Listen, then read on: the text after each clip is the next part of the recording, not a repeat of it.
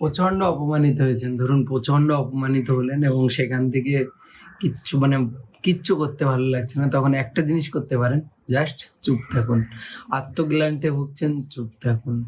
অপমানিত, লজ্জিত, লাঞ্ছিত হয়েছেন, চুপ থাকুন। এবং যখন সমাজের কেউ আপনাকে ভ্যালু দিচ্ছে না, চুপ থাকুন এবং চুপ থেকে নিজের কাজটা কন্টিনিউ করে যান।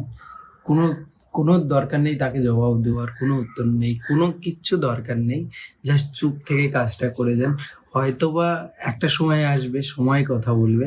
নিজের কাজ কনসিস্টেন্সি রেখে ধীর গতিতে হলেও ধীরে সুস্থে একটা টার্গেট ফিল করে সেখানে কাজ করে যান। জাস্ট চুপ থাকাটা অভ্যাস করুন। প্রত্যেকটা সময় প্রত্যেকটা কথার জবাব দেওয়ার দরকার নেই, জাস্ট জবাব সময় দেবে এবং সেই সময়টাতে গিয়েও তাকে চুপ জবাব দেওয়ার প্রয়োজন মনে পড়বে না। এবং এই রকমই হচ্ছে আমাদের জীবন। তো চুপ থাকুন, চুপ থাকুন, চুপ থাকুন, জাস্ট সাইড।